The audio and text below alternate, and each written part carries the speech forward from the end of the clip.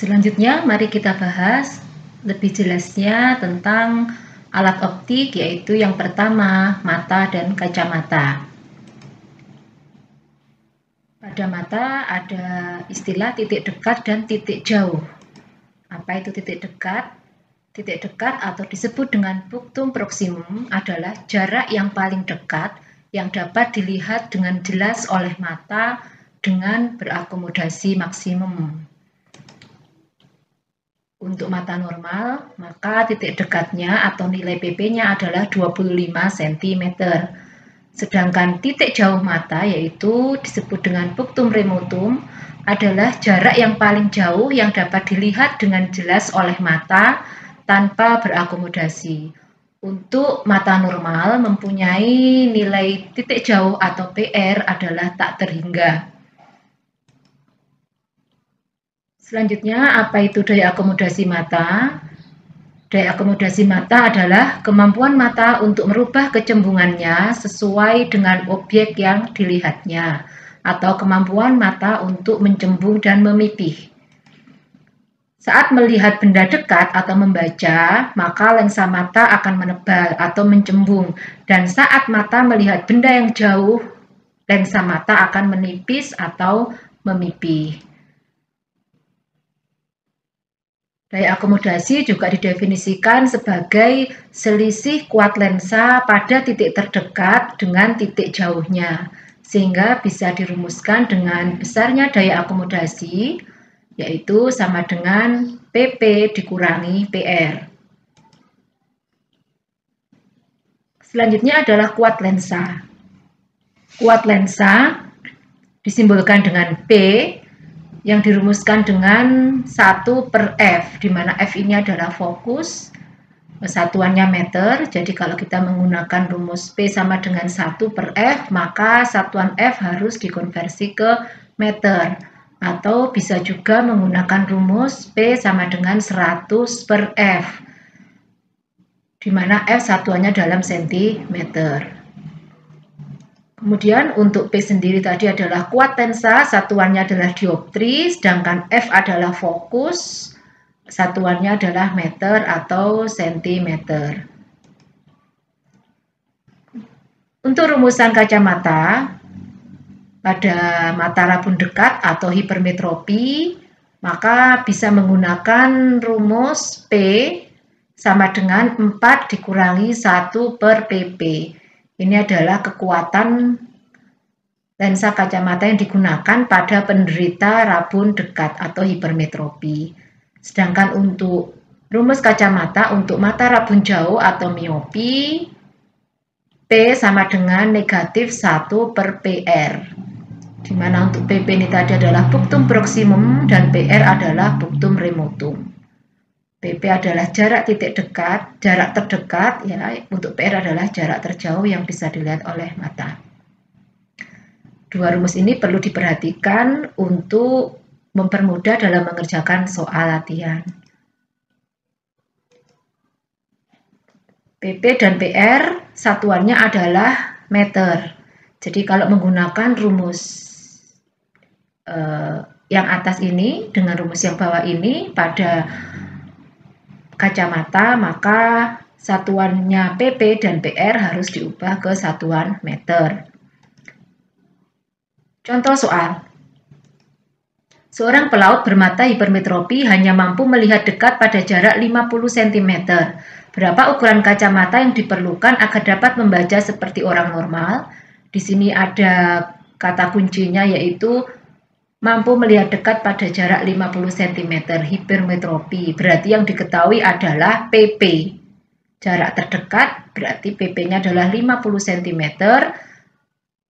Karena di sini cacat mata hipermetropi atau rabun dekat, maka rumusnya adalah P sama dengan 4 dikurangi 1/PP. Sentimeter ini dikonversi ke meter sehingga menjadi 0,5, sehingga P sama dengan 4 dikurangi 1/0,5.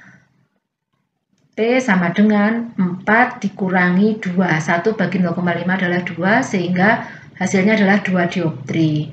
Nah, berarti untuk bisa melihat dengan normal, maka dibutuhkan kacamata yang berkekuatan positif 2 dioptri. Contoh soal yang berikutnya. Seseorang hanya mampu melihat benda dengan jelas pada jarak terjauh 2 meter. Hitunglah kekuatan lensa kacamata yang harus digunakan. Di sini ada jarak terjauh, berarti yang diketahui adalah PR. PR-nya adalah 2 meter. Sehingga untuk menentukan P kacamata kekuatannya yaitu P sama dengan negatif 1 per PR. Sama dengan negatif 1 per PR-nya tadi 2, sehingga di sini kekuatan kacamata yang dibutuhkan adalah negatif 0,5 dioptri atau setengah dioptri. Selanjutnya kita bahas untuk alat optik yang kedua, yaitu loop atau kaca pembesar. Loop adalah sebuah alat optik yang berfungsi untuk melihat benda-benda kecil agar tampak lebih besar dan jelas. Loop terdiri dari sebuah lensa positif. Nah, seperti ini bentuk dari loop atau kaca pembesar. Ada dua cara dalam pengamatan menggunakan loop, yaitu yang pertama adalah pengamatan dengan mata berakomodasi. Perhatikan gambar berikut ini, di sini adalah pembentukan bayangan yang terjadi pada loop ketika mata berakomodasi, yaitu benda terletak pada ruang 1. Benda ini diletakkan pada ruang 1, yaitu antara titik pusat lensa dan titik fokusnya. Untuk pembentukan bayangan, maka harus ada dua sinar istimewa minimal ya. Yang pertama, sinar datang sejajar sumbu utama akan dibiaskan melalui fokus. Yang kedua, sinar datang melalui pusat kelengkungan lensa akan diteruskan. Nah, di sini karena tidak terjadi perpotongan, maka diperpanjang untuk yang sinar istimewa pertama dengan sinar istimewa kedua, sehingga hasil dari perpanjangan sinar bias yang pertama dengan yang kedua akan membentuk suatu bayangan. Nah, di sini bayangan yang terjadi adalah di ruang 4. Sehingga di sini sifatnya adalah maya, tegak, dan diperbesar. Selanjutnya yang kedua adalah untuk pengamatan dengan mata tak berakomodasi. Pada pengamatan tak berakomodasi, maka benda terletak tepat di titik fokus. Seperti yang pertama tadi, maka untuk pembentukan bayangan menggunakan dua sinar istimewa, yaitu sinar datang sejajar sumbu utama akan dibiaskan melalui fokus. Yang kedua, sinar datang melalui pusat kelengkungan lensa akan diteruskan. Nah, di sini diperpanjang untuk sinar biasnya, maka bayangan jauh berada di tak hingga. Sedangkan untuk rumus pada perbesaran bayangan untuk mata berakomodasi yaitu gamma sama dengan PP per F ditambah 1. Jadi di sini perbesaran sudutnya yaitu jarak titik dekatnya atau PP per F atau fokusnya ditambah dengan 1. Sedangkan untuk mata tak berakomodasi, perbesaran angulernya atau perbesaran sudutnya adalah PP per F. Contoh soal. Seorang tukang arloji mempunyai titik dekat 50 cm menggunakan loop. Dengan mata berakomodasi, tukang arloji itu memperoleh perbesaran 5 kali. Berapakah kekuatan loop tersebut dan berapakah perbesaran sudutnya jika mata tak berakomodasi? Jadi yang diketahui di sini adalah titik dekatnya 50 cm atau PP sama dengan 50 cm. Kemudian perbesarannya adalah 5 kali. Yang ditanyakan adalah kekuatan loop tersebut. Karena di sini adalah menggunakan mata berakomodasi, maka rumusnya adalah PP per F ditambah 1. Kita masukkan, PP-nya adalah 50 cm dibagi F ditambah 1, kemudian pindah ruas untuk satunya, berarti 5 dikurangi 1 sama dengan 50 per F, 4 sama dengan 50 per F, sehingga didapatkan F sama dengan 50 bagi 4, yaitu 12,5 cm.